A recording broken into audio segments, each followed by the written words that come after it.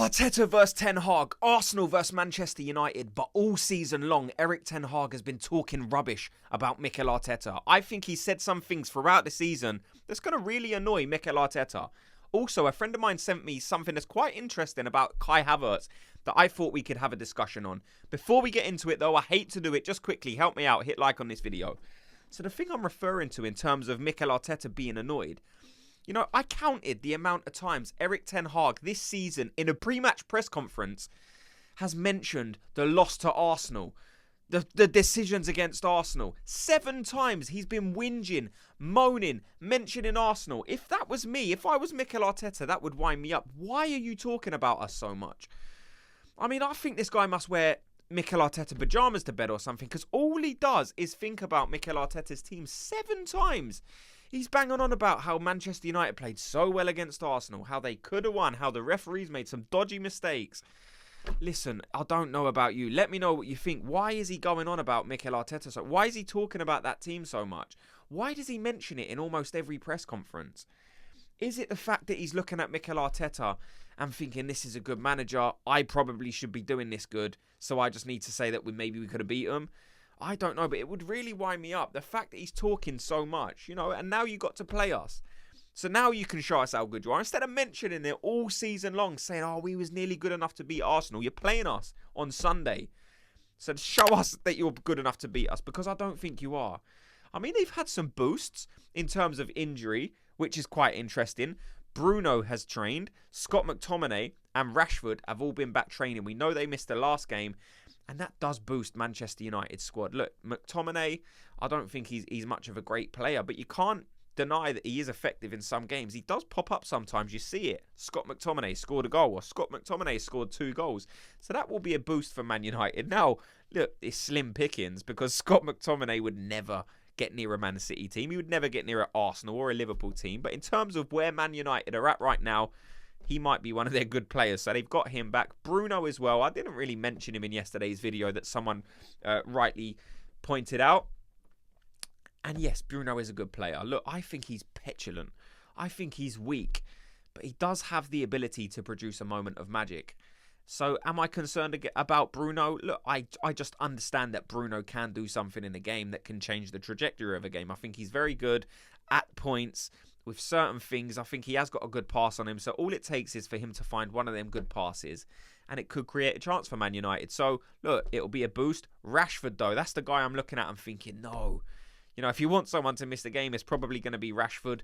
But he's been back training today. So, look, they're going to have a fairly strong team. So there's going to be no excuses from these Man United fans, who we see bang on so much about, oh, we've been unlucky with injuries this season. Well, you're going to have some of your players back now, so you can stop whinging and show us how good you are. Also, Mason Mount, he's injured, so he's going to miss the game. Also, there was talk that Luke Shaw might be available for this game, and it's now being said that he's had a setback. What does that mean?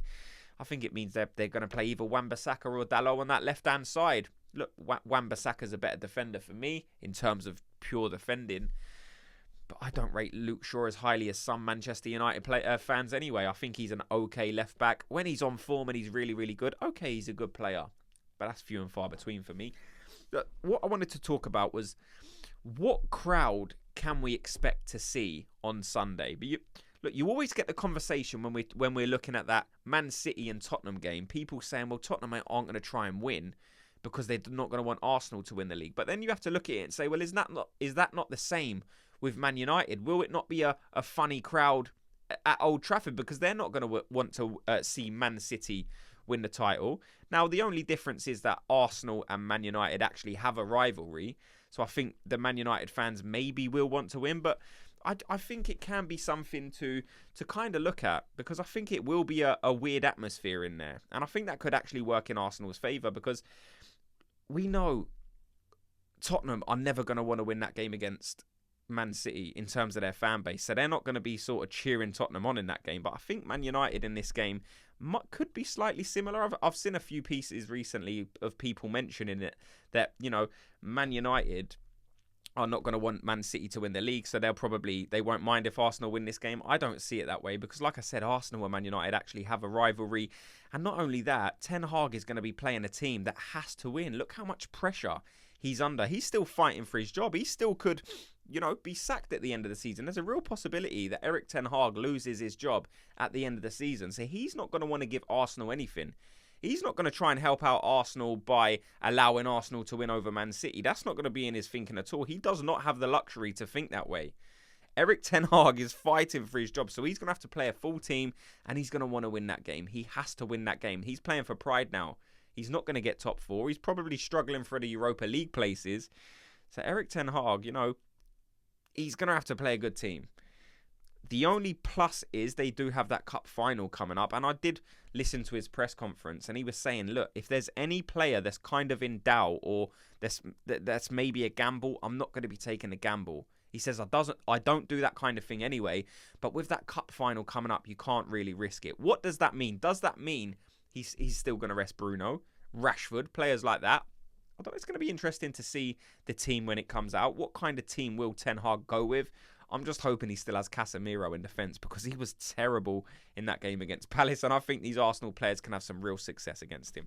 So, I guess the only other thing you have to mention is, what's the mentality of these United players going to be like? It's been questioned all season what kind of mentality that the players that Man United bring in and the players they've got in their changing room do have.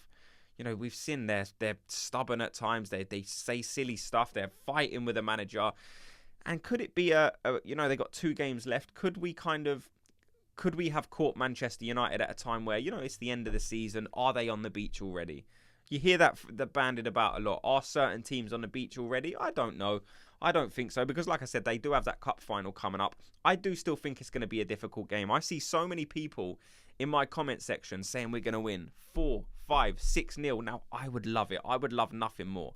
So many people mentioning that 8-2. I want revenge for that. I'm going for an 8-2 win. Listen, if it happens, it'd be brilliant. I'm here for it. But I just think it's going to be a difficult game, just because it's been so difficult in our recent history and in our past history as well. It's always been a difficult place for Arsenal to go. We've won there twice in 20 years or something like that. So it's going to be a difficult game.